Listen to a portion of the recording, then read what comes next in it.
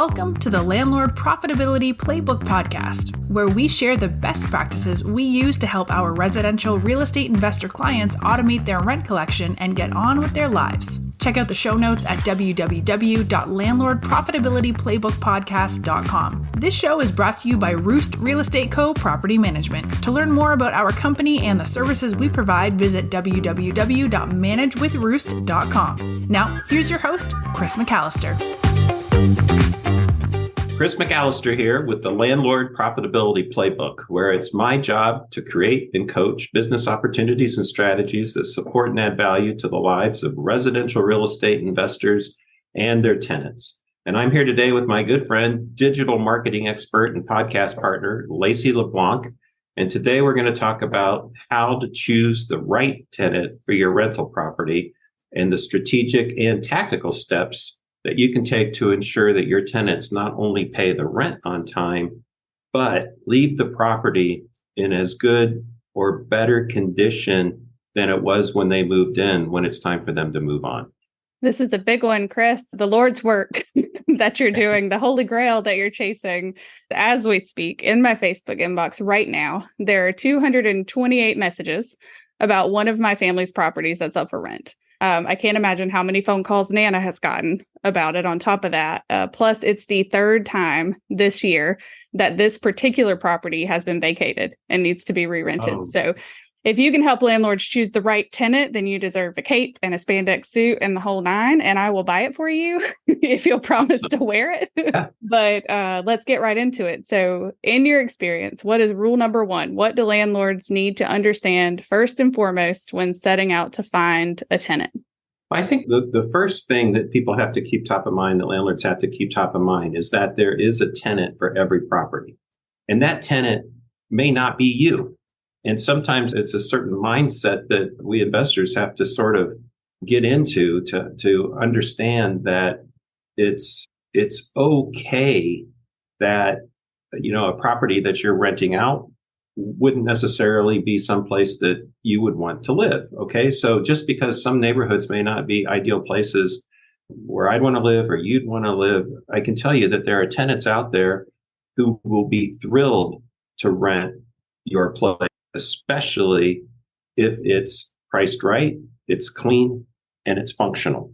So those things are paramount to everybody, but those of us who are, I guess, more fortunate than others don't really have to be conscious of that.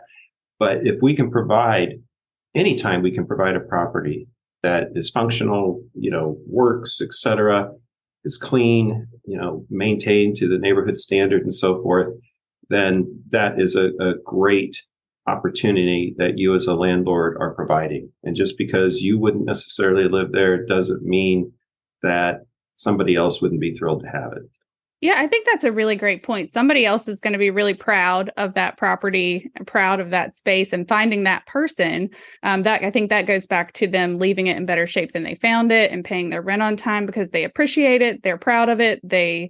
That's their spot, right? That there's a tenant for every property. I think that's a really great way to think about it. Can you provide us any examples maybe of some neighborhoods where you have properties and talk about maybe how you chose that neighborhood? Because I feel like if it's not where you would prefer to live, obviously, if you're choosing your own home, you've got this set of criteria. But as an investor, if you're choosing a property maybe in a neighborhood where you wouldn't live, what's that criteria? How do you choose that? As investors, we may have a personal lifestyle that we're accustomed to, right? Maybe we wouldn't want to, quote, go down market in price or where we want to live. But by the same token, you could argue that we may not be able or maybe not want to afford to go up market, right, in price either.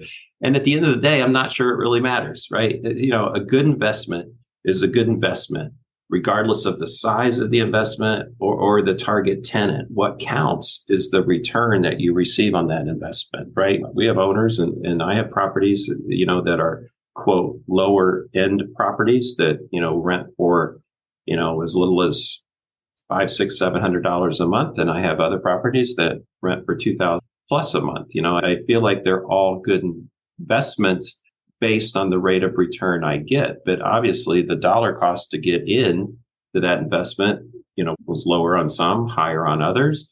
The return as a percentage tends to stay constant regardless of whether it's a higher end or a lower end property. And there's also times when, a lower end property may not have a greater return, but it's still appreciating, right? Just like a higher end property may not have the same return versus another, as long as it's still appreciating, at the end of life of that property, it's all good. So again, does it really matter where we choose to make an investment? I say it doesn't. The trick is that we bought it right, that we manage it right, we maintain it right, and so forth. And the key is that when you do make a purchase, or when it's time to reevaluate a purchase, that you get really clear on who is going to rent that property. What's that avatar look like? And what does that tenant for that property, what do they expect? So, despite any mental blocks or reservations we might have personally about living in one of our properties, tenants are going to be willing to rent that property as long as it's, again, reasonably priced, good condition, working utilities, amenities, and so forth. Yeah, where I am, the housing market is it's a bear. It's hard for folks, especially folks on a budget, people who are kind of in this lower income. We just don't have a lot of housing available. So we've got tenants out there who are willing to forego good condition and has working utilities and amenities as long as they got the reasonably priced part. But how does the condition of a property, how it's priced, how it kind of meets the needs, how does that influence the willingness of tenants to rent in a specific area? Well, everything comes back, like we talked about the last couple of episodes, everything comes back to that concept of the neighborhood standard, right? If your property meets the neighborhood standard, right? If it's as good, marginally better, but at least as good as every other property, in the neighborhood, that's going to be more than acceptable. So if it meets that standard, it's fairly priced, meets the tenant's basic needs, functional, et cetera, you're going to find somebody, and not just someone. If you've hit the neighborhood standard, if it's fairly priced, you're not just going to have one qualified applicant. You're probably going to have more than one qualified applicant to choose from. The neighborhood standard, I just want to make this clear though, right? We're talking about something priced right. And, my philosophy is if the right price, say the average price or even the median price of a given neighborhood is, $1,000, a month for rent. If you can afford to comfortably rent that house for, say, $900 or $950, and it's the same house, and you can afford to just be a little bit under what the average market value is, that is a great tactic to be able to attract more qualified applicants. So we're going to talk more about that in a few minutes. But the other thing I want to make clear about the neighborhood standard is not something that we get to command more rent for, right? The neighborhood standard is the basis for market rate rent, as well as the value of that property in that neighborhood. We've talked about this before, but a common investor mistake when they purchase a property is not to account, for the cost of initial repairs or the big ticket items that come up every 5, 10, 15, or 20 years. And, a successful investor, has to have their numbers clear enough, right, that they're able to accumulate reserves out of whatever rent they're collecting, after they pay the mortgage, after they pay the taxes, insurance, et cetera. They have to be able to accumulate reserves over time. So when it comes time to replace the roof, for instance, it's a non-event. Because just because you replace the roof doesn't mean that $1,000 rental property is suddenly worth $1,100, $1,200 a month. It doesn't matter. The market doesn't care. Your tenant doesn't care. The tenant, you can't expect a tenant to overpay for a property just because, you didn't set enough money aside to get a roof put on there. Your poor planning is not my emergency situation. And that's why, we love to help people, manage their properties profitably, but we also, are pretty darn good at helping and try to help them figure out exactly what the financials are going to look like going forward, and making sure that there's enough room in there to accumulate reserves over time. So when the big ticket items come up, whether it's a sewer line, roof, whatever it is, new air conditioner, new heating system, that it's a non-event. Because remember, a problem is never a problem if you've got the cash to fix it. And that prevents so many future problems. And I've seen it. Again, my real estate experience is adjacent, right? My family's experience. But if you have to increase the rent to cover the cost of a repair you just made, then how is that going to impact repairs you have to make in the future? That's the start of the snowball of kind of falling below the neighborhood standard. Not only that, is your tenant going to call you when something's wrong if they think that you're going to raise their rent if you come and fix it, right? So then you get stuck with a tenant who is scared to call, and something could be, minimally wrong on the outside, but really wrong on the inside. So they see a little spot on their ceiling, but what does that really mean? It could really cost you a lot more in the long run, I guess, is what I'm trying to say. That's an interesting point, because I hadn't really thought of that, but I ventured to say that your tenants, especially tenants that, tend to rent for their lifetimes versus owning, I bet you they have a pretty good sense of whether or not their current landlord is financially fit. And what you said is a great example of what financial fitness looks like, right? I mean, if every time you have a legitimate issue, the rent goes up, that's a problem with your owner. That's not a problem with you as the tenant. But yeah, I mean, and as a recent renter, more recent in my history than other folks, I think that you're right. I think we do know about the financial fitness of our landlords based on, the response to when we call. Yeah. So it's nice to have, I think, I've always thought my Nana would benefit from a property manager. Of course, it was me calling my brother or my father who was busy with other things. And that, if it wasn't the house falling apart, then I would be fine. So maybe I don't have the exact same experience, but I do think that it really impacts the overall relationship too, which when you think about things like, are they going to refer you if you have another house? Are they going to say, oh yeah, definitely rent from them, it's a great experience? Or, it really can weigh long-term, I think, on your reputation as an owner or a manager. Absolutely. And we've got, we manage for other people. We don't own the properties that we rent. But many times, if it's time for somebody to move to a bigger place or maybe move to a different neighborhood, school district or whatever, they will ask us, can I stay with John, for instance? Can I stay with so-and-so, because they've enjoyed living there. So there is that referral. And sometimes a long-term tenant means a long-term tenant amongst multiple properties, not just, one of your properties. Yeah, that's a great point. So what other factors should landlords consider when they're screening tenants? So this is a big part of it, right? Like I said, we've got 228 tenants who are chomping at the bit to get to this one apartment. So what other factors are there when you're screening tenants to ensure that they will take care of the property? Are there any, from your experience, is there anything specific expectation-wise? Are there criteria that landlords should communicate during that process to kind of let people self-select, I guess? Yeah, I think you have to have some basic expectations for your tenants as much as you have basic expectations for yourself as a landlord. But, once you've got a property that's move-in ready, it's clean, it's secure, it's priced right, you're going to have more applications than you can handle, maybe 200, right? And you're going to need to screen those tenants to make sure that you're choosing someone who isn't just going to pay the rent, but they're also, let me rephrase that. You want to rent to somebody that doesn't just have enough cash for the first month's rent and security deposit. You want somebody who will have the first month's rent, security deposit, and be able to pay the rent on time every month and take care of the property, right? And sometimes I think we get so caught up in the moment under so much pressure that it's easy to forget, what good tenant performance looks like. Now, I absolutely believe, and I don't think it's magical thinking, but I do believe that if you take care of your tenants and you choose your tenant wisely, that you're more likely to end up in a situation where you're going to save a ton of money down the road because that tenant is going to care for and they're going to respect your property. So again, call it magical thinking if you will, but we've got years and years of success of us taking care of tenants and the tenants taking care of us by way of taking care of the property. So those basic expectations, they really do matter. Yeah, I think that's just the general psychology of reciprocity. If someone is good to you, you want to be good back to them. And there's not necessarily a balance sheet for that. But I think, we can all agree that if somebody's good to you, then you want to be good to them, bar any extenuating circumstances. So the other issue that we have is, and this doesn't happen with a lot of our properties, so this is new to us and this is coming at a really great time, but between tenants, right? So this property I'm talking about has been vacated now twice and will need to be rented for a third time this year.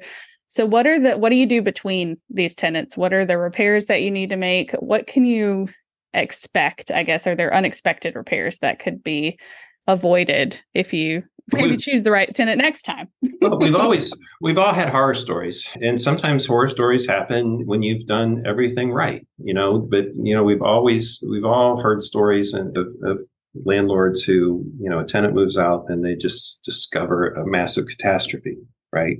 I will tell you though that most of the time, you can see a catastrophe coming just based on whether the rent's paid on time and even quick drive-bys, by the property, right? Either by you or your property manager. But let me tell you what won't happen when it comes time to turn a property, if you have a good tenant. So first of all, a successful tenant is not going to let the lawn be overgrown, right? We've had turns where the lawn is so overgrown that, it takes a bush hog and a crew, to get the backyard cleaned up and stuff. So a great tenant isn't going to let the lawn get overgrown. A great tenant isn't going to require insect or rodent treatment, right? Provided they moved in and the place was perfectly clean. Great tenants aren't going to destroy the carpet. They're not going to put holes in the wall. They're not going to let garbage build up. They're going to pay the water bill, right? Water bill goes with the property. You can put it in the tenant's name, but if they don't pay it, it still stays with the property and comes back to the landlord. You could argue that successful tenants don't let their kids flush toys down the toilet, right? There's certain things that a good tenant, a respectful tenant, or a tenant who's respectable of the property is not going to do that are going to directly translate into money that you're not going to have to spend when it is time for them to move out.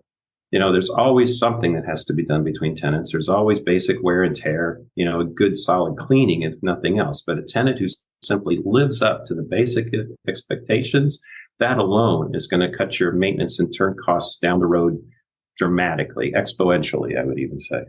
Right. Yeah. It's like a chicken and an egg scenario. If you provide a crappy property, then the folks who are going to be willing to live there, are probably not going to clean it up and make it better most times. So if you provide a good clean property that works, then the motivation to keep it that way is high, I imagine. So what I'm hearing though is that, in order really for any of these things to happen, to let the lawn get overgrown, to have insects or rodents everywhere, carpet destroyed, holes in walls, garbage built up, there's a kind of a lack of oversight, right? The lack of participation on behalf of the owner or the property manager, because some of those things you can see literally from the road, right? Oh, yeah. Other things, if you're in there doing basic maintenance, then on a regular basis, then chances are you're going to notice some of that stuff before it becomes a really big problem. Yeah. So it sounds like kind of just being involved in a basic level of participation is necessary. Yeah. And throughout the life of a tenant, the life of a lease, there are various red flags that come up, whether it's the maintenance guy seeing something when they're in there,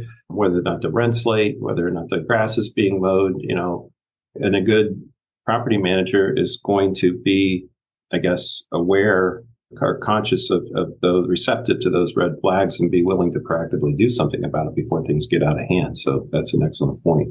Yeah, just a basic level of involvement and not cutting corners, I think. I mean, we're talking about landlord profitability here, right? So we're talking about we want to be profitable above all, right? It's nice to talk about these touchy-feely, like we want to provide a safe space and but really the bottom line is, how does it impact a property's condition, not only their condition, but the landlord's financial stability? How does choosing the wrong tenant kind of negatively impact your bottom line as a landlord? Well, you're right. We've talked about a lot of upstream things. We've talked a lot about strategic things, but now let's get down to the challenge of those 228 messages in Facebook about the vacant property that Nana's got, right? I mean, attracting the right tenant to a property and properly screening them, that is the challenge. As you know, almost every market right now, especially if it's an affordable property, you're going to get inundated with applications. And the thing that is really tough and where it takes time and it's hard to sort through is that many of those applications are going to be from people who are in the process of being evicted and have nowhere to go. Some are unemployed. Some are just desperate. And there's probably a few of them that are, basically criminals that have never, finished out a lease in their life. That's a little harsh, I guess. But you've got a lot of people in that 228 that aren't acceptable applicants or qualified applicants. And it's your job to cast a wide enough net to capture not only the unqualified, but that the qualified are in there as well. And again, if that's not enough, the unqualified are really good at getting your attention because they're the ones that will tempt you with cash. And it's always cash, right? I got the cash right here, for the first month's rent and security or whatever you're asking for. The problem is, that's the only cash you're likely to receive. So thinking about how to pick a good tenant or the right tenant for your property isn't about whether they can pay the rent in full or not. Of course, that goes without saying. So there's screening that has to be done. And we'll talk about what our process is, but you've got to make sure they're employed. We've got to see pay stubs, et cetera, et cetera. So the goal is when we get through that process that you feel confident that the person or the handful of people that you narrow it down to choose from, that every one of those folks hopefully will give you the confidence that they're not just going to pay the rent, but they're going to, again, at the end of that lease, leave it in better condition than when they found it. And let's talk about affordability one more time. It is important to choose a tenant that can not only pay the rent, but I dare say can do so comfortably, right? So again, it goes back to the neighborhood standard and what market rate rent is. But, if you've got a property that everybody else is $1,000 and you can afford to rent that for $950 and that tenant is comfortable based on what their income and expenses are and so forth, that's going to help you in the long run. It's not a good sign if your tenant is stretched too thin when trying to pay the rent. Mathematically, based on our standards, which are generally, tenants have to show that they make 3 times the rent amount minimum after taxes. But of course, that can be variable based on what other obligations they have. But mathematically, based on our standards, tenants who are comfortable paying the rent are more likely to leave their properties in better shape than when they found it. Because quite frankly, tenants know if they're overpaying. They usually know when they sign the lease, and they sign the lease because they don't have any choice. But I guarantee you, anybody who feels like they're being taken advantage of, they're going to resent it. And I can tell you more often than not, the people who resent overpaying for a property take it out on the property. Yeah, I think that's another really great point. And I think, nobody's making a list of all their tenants and has a checkbox next to them. Did they leave it in better shape than they found it? Yes, yes, yes, no. Yes, yes, yes, no. Chances are people aren't running pivot tables on all the different factors that come into play when you're screening a tenant or when they're leaving. But so the best way to figure this out, especially for folks who only own 1 or 2 properties, maybe, or a handful of properties, is to take it from experts who manage a bunch of properties like you guys, right? You guys can see the patterns. You can look at a wide variety of properties in a wide variety of areas, owned by a wide variety of people and rented by a wide variety of people, and see the patterns about, what a good tenant looks like before they sign the lease, while they're in the property, and honestly, when they leave. So I think it's really exciting to have this resource in a property management organization like yours who is sharing this information. So I think that's great because people just don't have access to it, and it's not like you can just Google it. So what we should probably do, well, we don't use paper applications anymore, but we can certainly share the paper applications that we've used in the past and get them out on the blog so people can take a look. But all of our applicants at this point apply, via the web or the app on their phone. But, when we're talking about, so let's assume for the moment that you have a comprehensive application that people can fill out, right? So what is it that we look for? What is it do I suggest that you look for? So, you've got 228 people that you need to get through in Facebook. So the first thing that you need is to verify that these people make, and this is just a basic standard, it could be different for you, sometimes it's different for us depending on the owner, but that the tenant makes at least 3 times the rent amount, including any pet fees. I would even add in, if you're having them pay for water or any additional utilities, it's 3 times the total rent amount after taxes.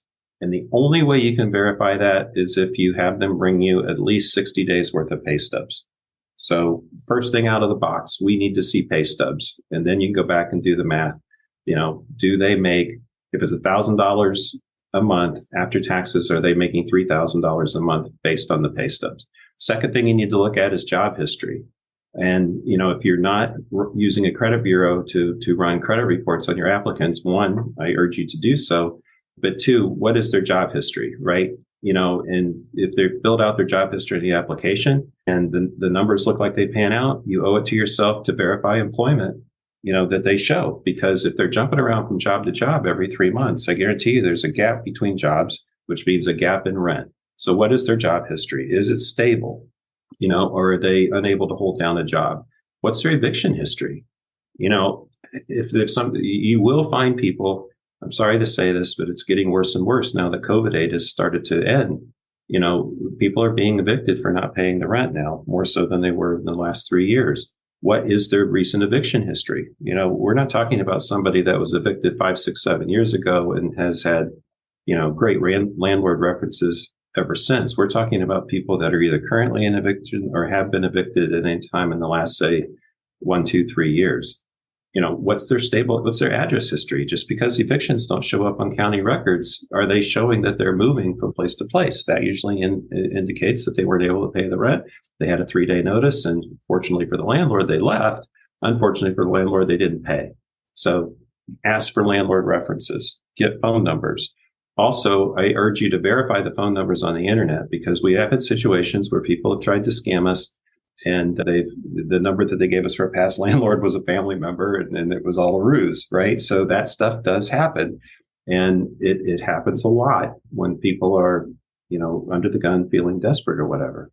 The other thing I absolutely suggest everybody do is charge an application fee. An application fee is that first hurdle that implies, I wouldn't even say it implies, it makes it explicit that you're serious about the application progress. If it's free to apply, anybody's going to waste your time. But if there's a charge, then charge it. And our application fee at this point is $65 in all markets.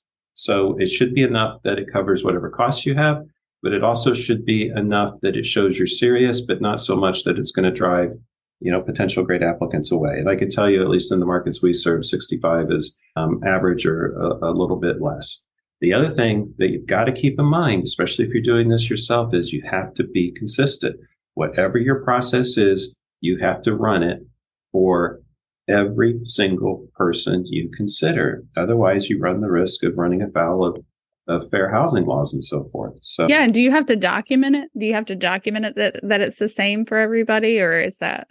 Well, I would say that if you've got, if you're an accidental landlord with one property or a couple of properties, it's not likely that a HUD enforcement specialist is going to be knocking on your door, right? I mean, well, first, if you're going to do something stupid, they will knock on your door. Especially everybody's going to know, especially in the age of Facebook, right?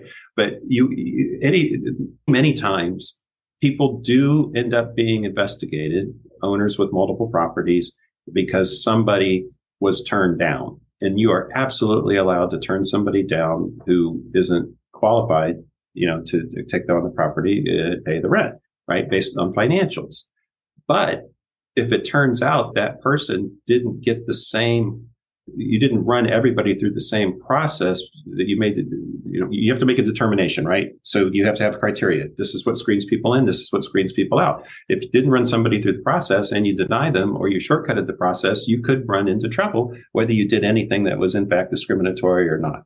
So, it's a situation where perception equals reality. So whatever your process is, be consistent with every single applicant, right?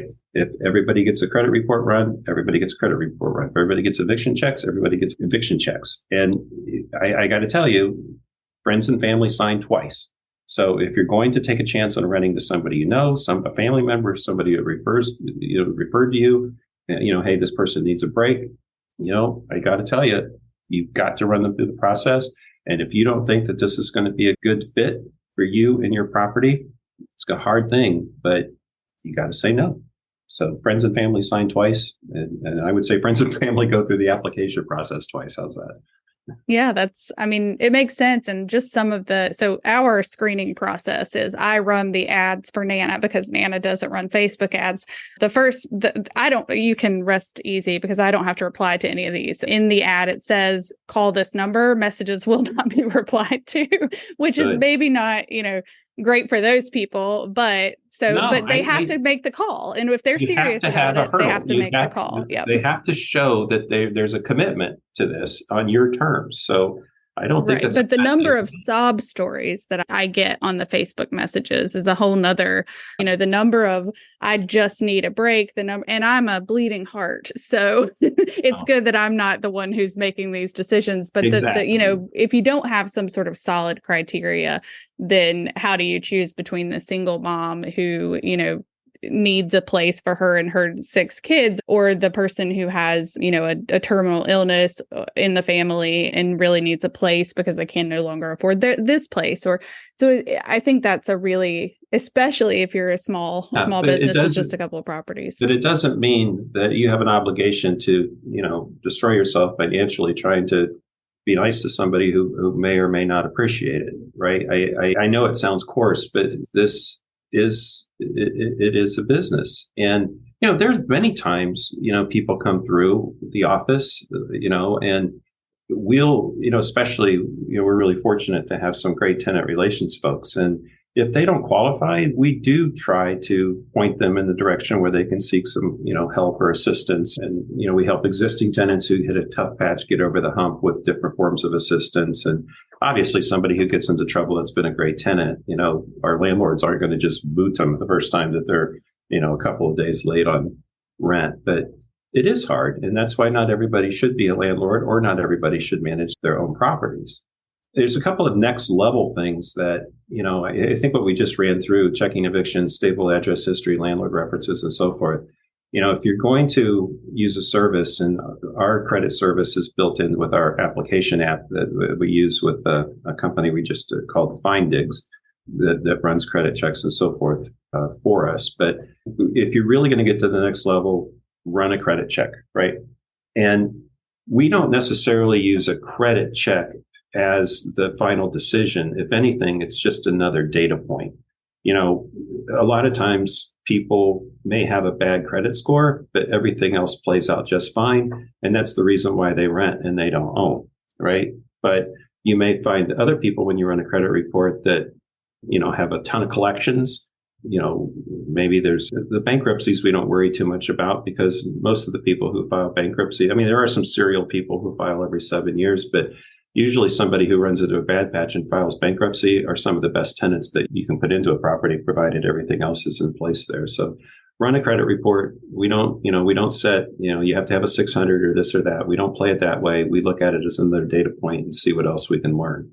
The other thing you can do is run a criminal background, and you can pay for it, or you can go on your local county court site and you can find out if somebody has been evicted or what other criminal backgrounds they have, right? Obviously, it's going to show up if you're paying for a service, which, is paid for by the application fee that the tenant pays you for your costs and your time. But what is their criminal background?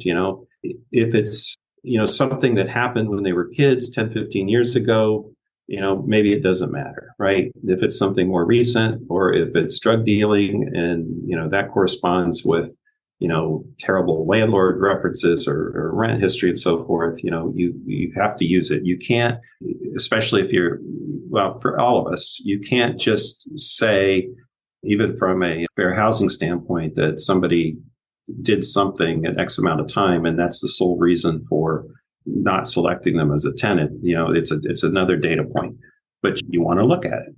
The other thing that you got to do, and this has happened to us recently, you've got to make sure that the person you're talking to is the person that they say they are. Yeah, I'm going to need you to expand on that. Yeah. Yeah. So this sounds terrible. And thank God it was one of my properties, but we had just started, we use Tenant Turner, and it's pretty cool because it asks a lot of qualifying questions. You have to jump through hoops. You have to pay an application fee and so forth. And, we had an application come in for a property that I have in Columbus. Everything looked just absolutely great. Pay stubs, everything, it was too good to be true. No, it wasn't. It was just super solid, right? And we moved them in to the apartment. We also allowed them to pay their first month's rent and security online through the app. It was a couple of $1,000s. Everything looked great. It was fine. They paid the money. Like 6, 7, 8 days later, after they had moved in, the bank reversed the payment to us. So, we go knocking on the door to see what's going on. And the people who were in there clearly weren't the people that we approved. So We got 100% totally and completely scammed, trying to make the application process as friction-free as possible, as good for everybody as possible. And again, thank God this was my property and I didn't have to explain that to an owner or pay that out of my pocket. But anyway, what it did was, all the technology in the world is great, but we went back to the old school way that, yes, you could apply online. Yes, we're going to do all of our due diligence and so forth online. We communicate online. But at the end of the day, they have to come to the office. They have to have a driver's license. They have to have a certified check or a money order for first month and security. And that person has to match the name on the driver's license, has to match the face and match the people that we've been working with. So anyway, that shouldn't air our dirty laundry, but no, that's one crazy. Of the I think it proves a good point though, where even if it hadn't been your property, then it's you, the property management company, who is taking the responsibility for that. Because that can happen to anybody. Absolutely. Especially if you guys have all the checks and balances in place and it happened then. Right. Yeah. And it's rare, but it could happen to Nana. And if Nana is doing it on her own, then she's the one and there's nothing you can do about it, right? We have to post a 3-day notice and then we have to wait until we can file the eviction. So they sat in that property 45 days and the sheriff ultimately had to come and set them out. So it was just a catastrophe all around. So do as I say, not as I do, right? Well, you've done, is there anything else? Am I skipping ahead on anything? Because I do have another question. No, you go ahead. I think that covers the whole criteria for what you need to be looking at. Well, because what I'm sitting over here thinking is like how complicated this sounds and how terrifying it must be to be an individual and have to do this yourself. So this is like I absolutely think it's terrifying. I mean, when I first bought rental properties, it was back when we had newspapers, right? I put it in the newspaper with my cell phone like an idiot, and that phone rang off the hook for weeks. It was a nightmare. And then, we move into Craigslist, and that's a whole nother set of scams. But I can't imagine what you and Nana are going through right now. So here's what we do, right? We, first of all, we have some standards as to who we work with and so forth. So once we decide to work with an owner, we walk the property, make sure it's ready to rent to our standards, make sure that there's no surprises for us or the owner, because oftentimes the owner might have been told that somebody cleaned up the property and maybe they didn't do a great job. So, first of all, we make sure that we've got a good property. We also divide everything up that happens in property management. We basically, we divide it up between what are sort of front stage activities and what are backstage activities.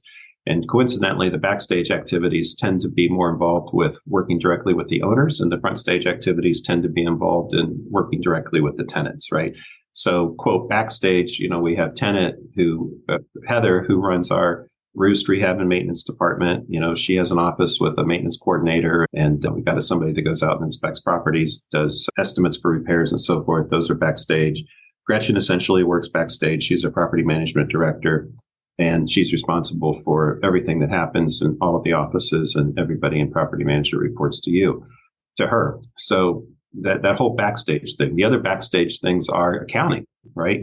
These people are someplace else. They're not disturbed. They take care of the money. They get the owners paid. They pay the bills and so forth. Running applications is backstage, right? You need to be focused on running those applications, doing the underwriting, making sure that we follow all the rules consistently every single time. So anything that requires somebody to sit, be still, undisturbed, and do quality work on behalf of the owners tends to be backstage. So what's front stage? Well, front stage is almost all tenant interactions, right? So our property managers, Tina and Faisal in Columbus and Springfield, for instance, or Susan and Rena in Florida, they have sort of a bifurcated responsibility. They do talk directly to owners, and they are the owners' property managers. But they are also out there on stage meeting tenants and supporting the tenant relations staff. So we have Marcy, for instance, who's our tenant relations specialist in Columbus. And Marcy is just an amazing person because she just has a way of talking to tenants and setting them straight and saying things that I don't know how I would ever say them, but she does it appropriately and she gets away with it. She just is so good working one-on-one with tenants, helping tenants who have a problem, helping new applicants and saying, well, this is how it is. This is how it isn't. And, she's been a godsend. And we finally got a place where our front stage activities are what I like to call 5-star review worthy. So it's critical that, that we have this front stage interaction with people that take anything that they're able to do online, whether it's an application or a renewal or whatever, but we bring it into the real world. So yeah, we use Tenant Turner for marketing properties and getting people into properties, and we use Findigs for underwriting applicants and so forth. But at the end of the day, it's Brenda who does the actual leasing, and it's Marcy and Dana in Springfield that really make the experience real for the tenants. And, I know it sounds like that we're going on and on about tenants, but I can tell you there is nothing more important to long-term owner profitability than superior tenant relations. And, thank God right now we've got a fantastic team in place that understands that as well. Yeah, another important point, this is, as property managers, you are the middleman, right? So, you work for the owners, you work for the tenants. And I love it when you say you're in the shelter business, because that is inclusive of all of that. I guess my next question would be, when we're talking about repairs, I think, so you've talked about all this front stage, backstage stuff in the office, but what about out there, kind of boots on the ground? What's your advice for landlords who are working with tenants to make sure that repairs are addressed, and how to, this seems like the biggest sticking point, right? Something's broken, you can't come fix it soon enough, or it's not fixed properly, or it's an inconvenience to the tenant to fix it, or even worse, when the owner feels like it's an inconvenience to them to fix it. So what's your advice on that kind of part of the relationship? Well, there's really three backstage departments, right? There's the accounting department, which is backstage. There's the leasing and renewal department, which is mostly done backstage, but it does have interaction. And there's rehab and maintenance, right? Which is really owner-centric because the owners are paying for it, but it's also tenant-centric because we have to maintain a service standard, and we have to make sure as best as we possibly can that those tenants are taking care of the properties. So, when it comes to getting things, if you're out there running a property, one or more on your own, one of the things that you've got to ask yourself, how are you going to proceed with repairs? Are you going to do the repairs yourself, right? If a tenant calls you, and the toilet's blacked up, are you going to be the person that's going to get in the car and go? Or are you contracting it out? Or are you big enough to have an employee? Whatever it is, you've got to be prepared to be able to spot at a moment's notice and drop anything else that you're doing in life, right? So what we do at Roost is rehab and maintenance is huge. So we split the rehab and maintenance up between doing turns, which is rehab, and doing day-to-day maintenance. On turns, Heather and her team will walk a property, take pictures, do a proposal, go over it with the owner, either price it or go out and get an additional bid or something with our team and get the owner approval. On day-to-day maintenance, we have one person, her name is Jade, and we use a software product called Property Meld that keeps track of all the tenant requests for repairs. And Jade uses Property Meld to assign those to our W-2 employees. So we have, I think, 7 or 8 W-2 maintenance employees right now that work for us. So our goal is an emergency gets dealt with within 24 hours. Anything else is dealt with within 72 hours, right? If for whatever reason the tenant is uncooperative, if they ask for something to be repaired and then, they either don't meet us there or don't let us in or whatever, then we close that out, because if the tenant doesn't cooperate, there's nothing we can do. If it's something that is potentially a big deal, then we will post a 24-hour notice and we will go in on ourselves to take a look, because we're not going to leave the owner hanging with a potential problem, even if the tenant, for whatever reason, is uncooperative. So, maintenance itself is a function that it's a hard thing for individuals to do unless, being a landlord is your entire job. And I guess in a roundabout way, what we're coming back to is that day-to-day maintenance interaction between you, the owner, and those tenants. That's also key to holding on to tenants for the long term. If you don't respond to the tenant requests, they're less likely to take care of the property. If you do, they're more likely to take care of the property. Yeah, that's one of it's really, unless being a landlord is your whole life, not even just your whole job, right? Because bullets stack up at all hours of the day and night. We have owners and that when do you're on all vacation and when you're, right. with your grandchildren or whatever the case may be, that doesn't preclude these. But we do have owners that do their own maintenance, or they say they're going to do their own maintenance, but it's not too long before they say, well, can you do that? Right. Well, on top of just the, the scheduling, the logistics of it, it's that relationship management part. And I think that's one of the things I love most about Roost is how you so gracefully walk that line between, you're working for the owners, but you're also, the shelter business, but you're also working with the tenants to give everybody a really positive experience. So talk to me a little bit about, because you don't see that everywhere. So why is that such a big deal to you guys? Well, I think first of all, we have to be clear. And when you want to make sure you're clear on this in your own mind. And when you go out shopping for a property manager someday, you want to be clear. So the question is, who do we work for? Well, at the end of the day, our contract, our property management agreement is with the owners. Legally, as licensed real estate professionals in the states we do business, we have an agency relationship with the owner. Our owners are our clients. Okay?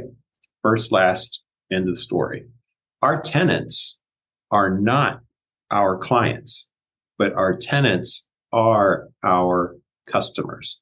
Now, our tenants have a contract with the owners that Roost works with, and the lease, that contract is with Roost on behalf of our owners. So any lease that we sign on behalf of our owner, it's because we're the owner's representative, right? We're still working for the owner. It's the owner that pays us, but the tenant is our customer. And there's nothing more important than customer service. And there's nothing more important or critical to landlord profitability than maintaining positive, productive, and respectful tenant relations. And, that's not an easy thing these days. And, Marcy, Dana, Tina, Basil, all these folks, Walter out there in the field every single day working with tenants. I mean, they're the reason that we are able to keep good tenants and, of course, keep good owners. But our loyalty, our fiduciary responsibility, our obligation, our contract is with the owners first and foremost. Right. Yeah. Well, I love how you brought it back around to profitability, because that is what this is all about. And it's important.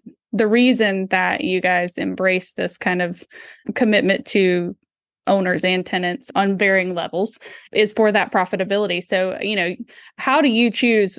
You said good owners. How do you choose which owners to work for? Because your profitability is important here too, right? As a property management company, right. Everybody has to win, right? It's not just the owner and the tenant, right. It's you guys too. So how do you pick these good owners? What makes a good owner, and where do you find those? And it's funny. I just had a conversation with one of our largest owners, and he's just fantastic to work with. And I said, we haven't raised our fees in over 5 years, and things have changed, and we need to talk about this. So we opened a dialogue and decided on what's appropriate and when we're going to lay a timeline out for it. But what you said is correct. If we're not profitable, we can't help anybody. So it has to be win for the owners, win for the tenants, and yes, it has to be a win for us. And I'll be honest with you, we are much more selective about the owners we work with right now than we used to be. Our mission, like you said, is to maximize profitability for our owner clients. That's a partnership. That's a collaboration.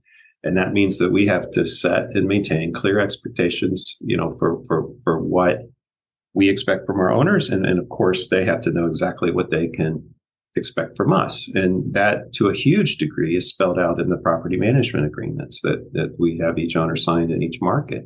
But another key pillar of this strategy is, and we just actually created this new document. You and I talked about getting it out on a blog post yesterday, but we are setting and maintaining minimum property standards.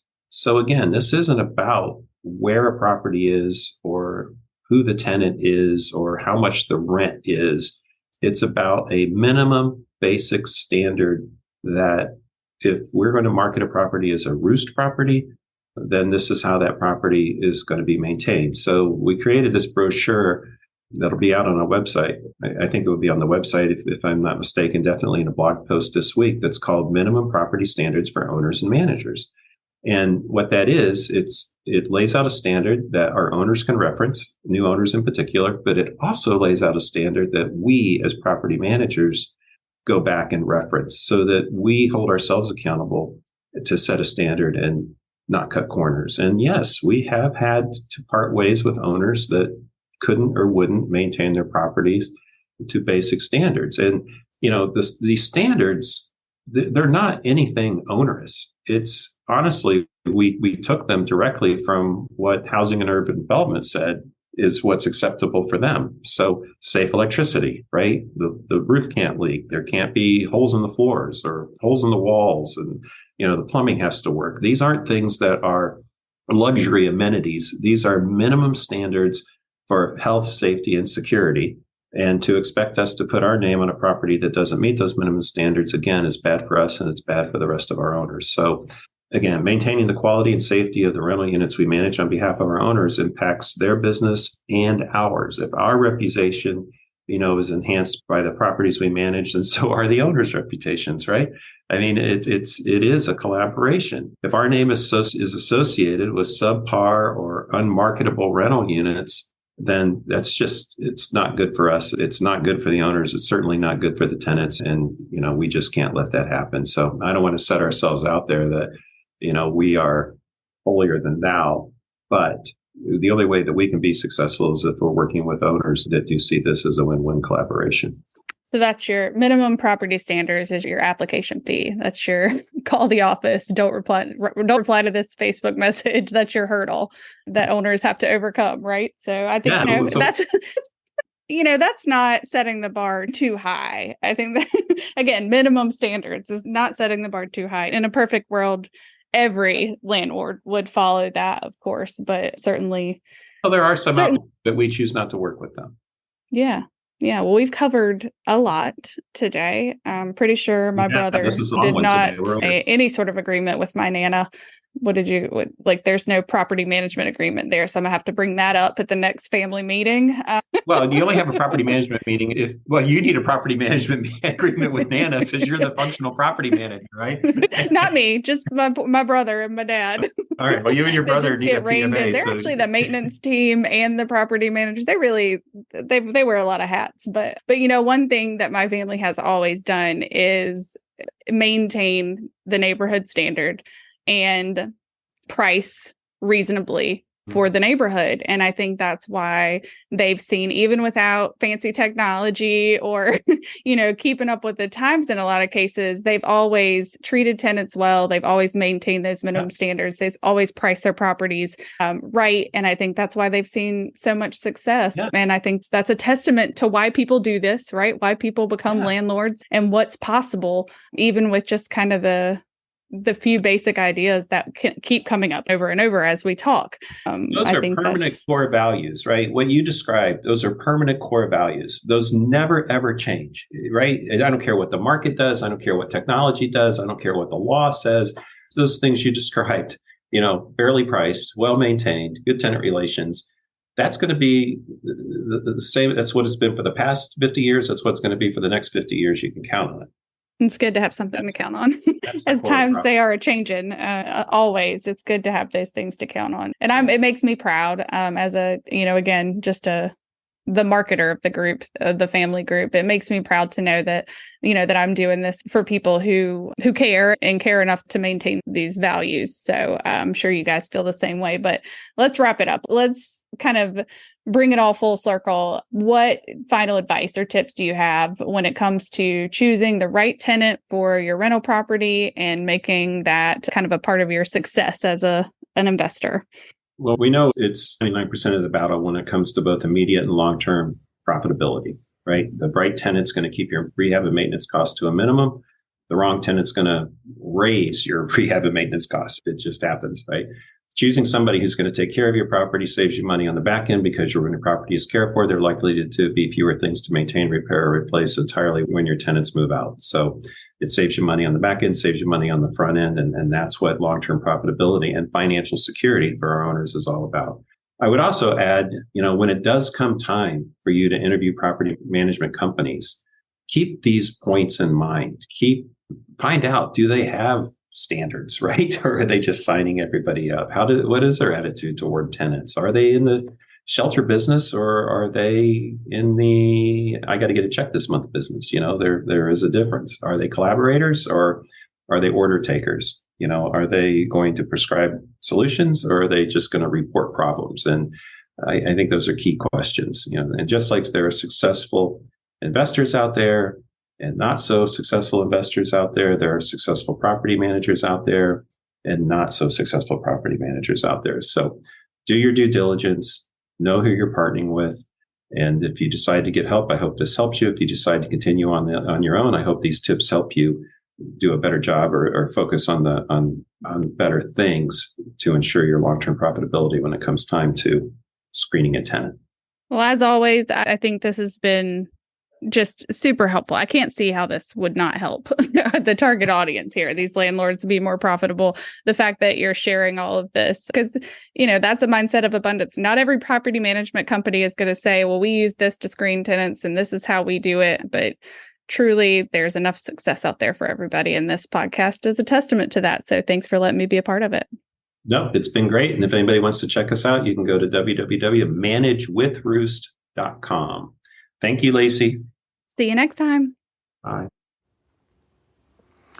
There we have it. Thanks for listening in. If you want to continue the conversation, go to www.landlord-profitability-playbook-podcast.com. That's the landlord-profitability-playbook-podcast.com, where we have additional information about this podcast, archived episodes, and an option you can select to be a guest on the show. We'll be back next time with another episode of the Connect, Practice, Track, and Grow podcast.